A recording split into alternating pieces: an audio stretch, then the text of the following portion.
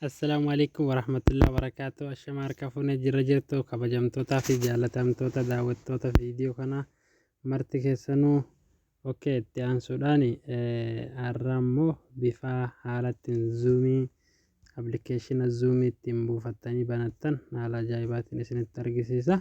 Na wajjin turtii gaarii viidiyoodhaan wajjin. Egaa akkuma beekamu taraa dura pilaastooriin hin seenna appilikeeshina zuumiidha. Haala kanaan kan fayyadamnu jechuudha.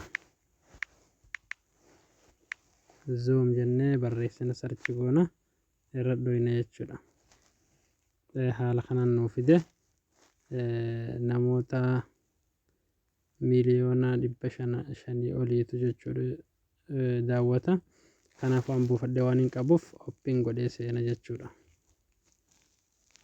Oppiin godhee gaafan seene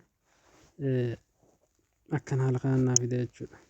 Itti aansuudhaan ani immoo achiin seenee irraa deebi'ee jira. Asiin isin argisiisa. Appilikeeshinni isaa kunoo isa kana jechuudha. Appilikeeshinni isaa isa kana jechuudha. Appilikeeshinni isa kana. Haala kanaan kan sirriitti ilaaluu dandeessan jechuudha. Amma niin seena. Bifa kanaan nuu fide yeroo dura seennu bifa kanaan kan nuu fiduu danda'u jechuudha. Amma immoo isa dhoyna jala isa barreeffama isa dhumaa kan jala kanarra dhoyna. Gaafa isa kanarra dhoyne isa kana jechuudha. Isa kanarra gaafa dhoyne bifa kanaan nuu fide. Asitti amma isinitti hin mul'isu. Asitti maal isin argisiisa? Gubbarratti imeelii paaswoortii jedhee itti fida. Jala kanatti immoo Google account akkasuma Facebook fi bakkoota garaagaraa nuu fide. Amma asirratti maal goona?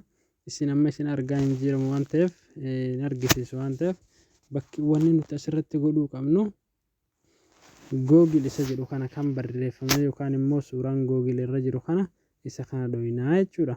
Gaafa isa kana dhoyine maal akka dhufu ilaalaa waliin.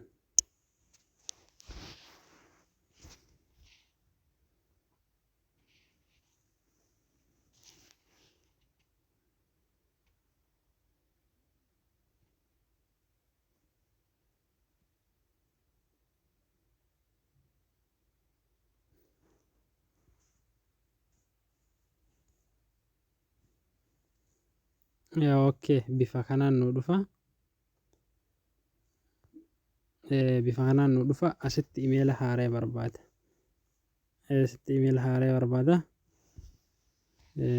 Imeela haaraa barbaada. Fakkeenyaaf ani imeelii duraan hin qaba waan ta'eef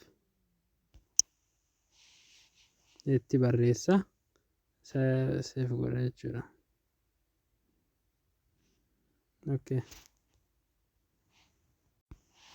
Paaswoortii asitti si gaafata.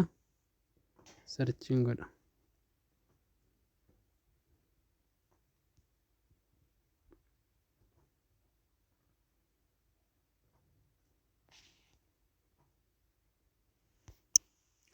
Amma akkana nuu fidaa jechuudha. Waaw. Kunoo yeroo akkasii nuu fide isa kana kan barreessuu qabnu irra dha'uu qabnu jechuudha. Gaafa isa kanarra dhoyne maal akka fidu ni ilaala.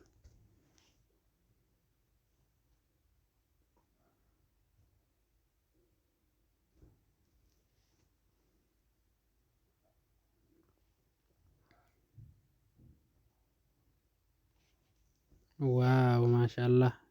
Bifa kanaan kan banamu jechuudha. Zuumiin kiyya amma guutumatti banamee jira jechuudha. Zuumiin kiyya guutumattuu amma banamee jira jechuudha. Haala kanaan kan ittiin fayyadamnu liinkii nu ergame yeroo seenne alaa xulqaxxituma nuuf hojjeta.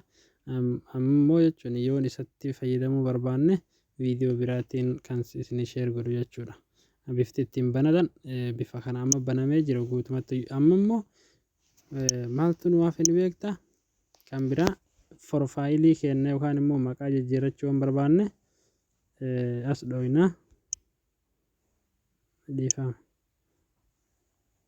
sarara jalaa sadeen kana dhooyina. Sarara jalaa san yeroo dhooyinu bifa kanaan nuuf fide jechuudha. Bifa kanaan nuuf fide an duraaniin banadhe waan ta'eef haala kanaan natti fide jechuudha. Maquma kana keessaan gadhaa gaafa maqaa keessa gadhee akkanatti fide jechuudha. Maqaa jijjiirrachuu barbaaddan